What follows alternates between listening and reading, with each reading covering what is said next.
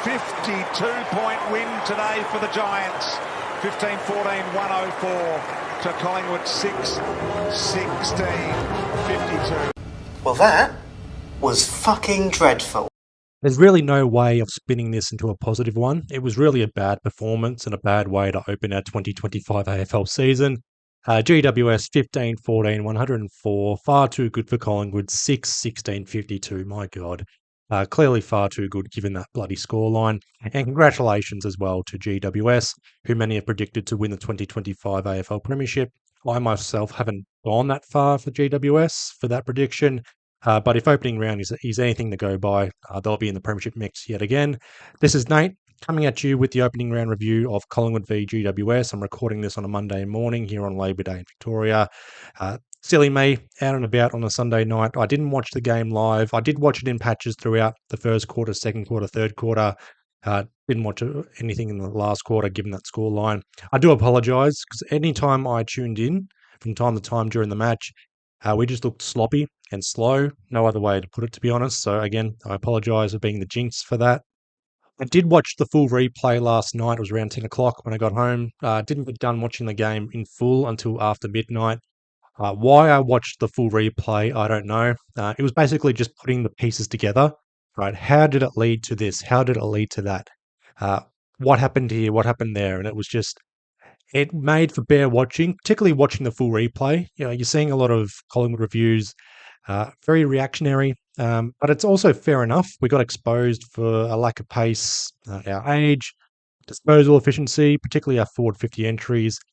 Don't get me bloody started on the quick transition by the Giants. Basically, anytime we scored it behind, it's meant that GWS were going to score a goal, just running out of defensive 50. So bloody easy. I'm not too sure if it was because of the GWS transition or if we just looked second rate in setting up a zone. It was reminding me of the Ralph Wiggum quote, I'm in danger. Anytime we scored a point, it just meant that GWS were going to score a goal. You hear about the 7-point plays. Well, these were just 5-point plays. We score a point, they score a goal, 5-point difference here and there. And what we get is a 52-point loss. This was Collingwood's second biggest loss under Craig McRae in terms of margin. And also in the past 100 games, it's our fourth biggest loss in terms of margin. So a bit of perspective on that one. We're not really used, or I'm not really used to being smoked like that in recent years. I do get the frustrations and the overreactions around it. And it's still fair enough. Again, we got exposed in every asset of the game, and every facet of the game as well. Asset, facet, whatever you want to call it. It is opening round. It's a standalone game on a Sunday afternoon. There was no Saturday night footy, no Saturday footy at all. Most footy fans were restless, particularly with the opening round stuff that's happened this year. Just the 2 games. I understand the AFL can't control external factors like a 1 in 25 or a 1 in 50 year cyclone in southeast Queensland. I just wouldn't be doing this opening round stuff anymore. Not because we're losing these games all the time. I just reckon we should be starting the season on a level playing field. 9 games to start the season all across the country. Maybe do the Michael Voss idea. 2 games in New South Wales, 2 games in Queensland, 2 games in South Australia, 2 games in WA. And then the 9th game can be in Tasmania, especially when Tasmania come in. If you still want to be doing opening round, maybe do 2 games in Tasmania. Unless I think we start the season at the MCG, keep it to Richmond v Carlton. First game of the year, start at the MCG. We finish the season at the MCG with the grand final. We start the season at the MCG. Unless an interstate team wins the premiership, start the next season, in the Premier's home turf. But basically, just back to this opening round stuff. I know I'm projecting and waffling on this. Basically, when you're a standalone game, there's more eyes, there's more pressure, and Collingwood just crumbled. And I understand the frustrations and the overreactions coming from it. And I think this is a benefit for me at least. Just watching the full replay, sleeping on it as well, and just looking at the stats and other people's reactions as well. It's just one game. It's just one game, but if that's anything to go by, it's going to be a very long season for us. I did say in my preview video, one of the keys to victory was who would play cleaner footy. And the reason for that was I was expecting this to be a wet and scrappy contest, but instead we got a scorcher. And even then, we looked sloppy. We looked slow and everything in between. And the Giants looked cleaner, looked fresher. So in a weird way, that key to victory was somewhat mute. But the Giants, they played their part. One of the reasons they won so convincingly, just better footy, cleaner footy, and also quicker transition, better tsunami with their play, and they're way more hungry as well. So, no shit, GWS won. 10 different goal scorers for GWS here compared to Collingwood's 4. And GWS didn't even have Jesse Hogan, no Stringer, no Tom Green, and Aaron Cadman barely featured as well.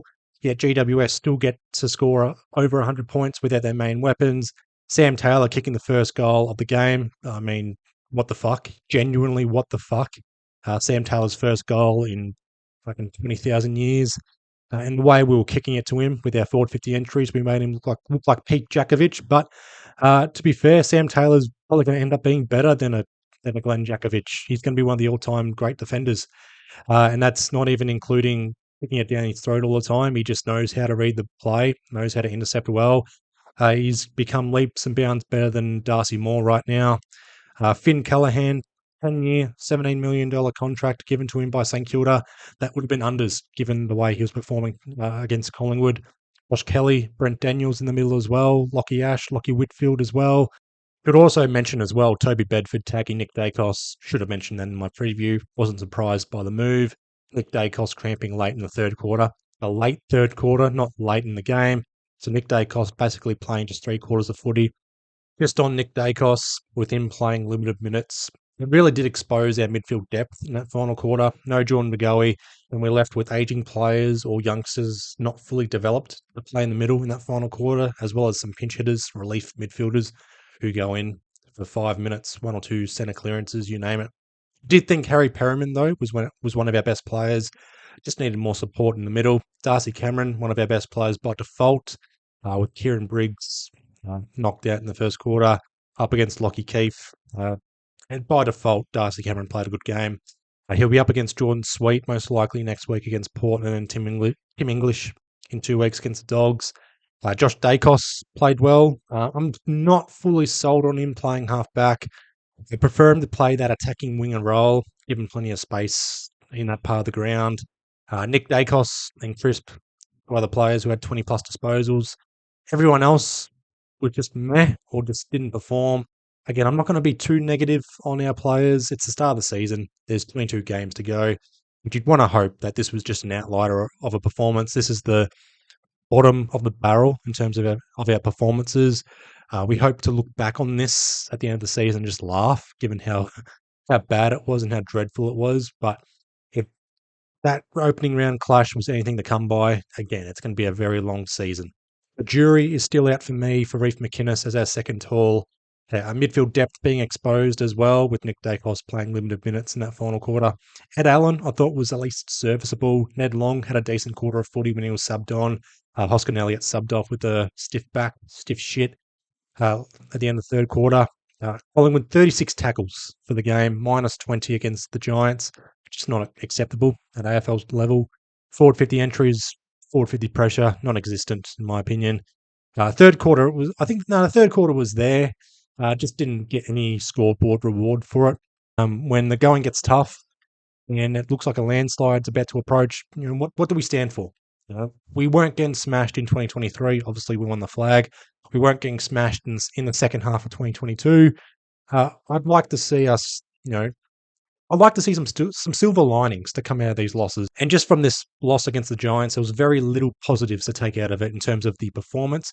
Just some of the efforts as well. Just a lot of questions are being asked right now, and I'm not too confident we're going to bounce back properly in the coming weeks. In saying that, though, again, it's opening round, and I can rant and rave about it being a disaster and throwing the towel in and what do we stand for. But the reality is, there's 22 games left in the season, and I hope this loss against the Giants was just the worst of it for 2025, and I hope we do bounce back.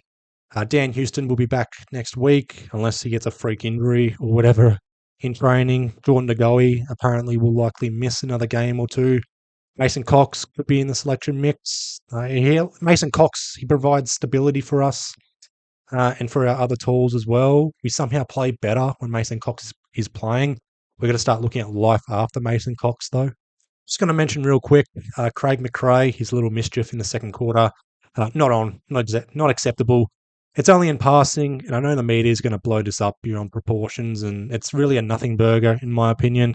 I'm not saying that because Craig McRae is a Collingwood coach or anything like that, but he doesn't need to be doing that sort of stuff. He's better than that. And if he keeps doing it, then I do think there'll be some sort of sanction. He'll be shanked, some sort of sanction involved. Suspended fine likely will be the case.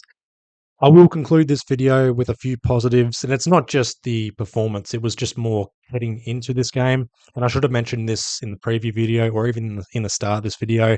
But congratulations to Jack Crisp, 250 AFL games. Played well as well against GWS. It's the Geelong game after Anzac Day where Jack Crisp will break Jim Stein's consecutive VFL AFL games record.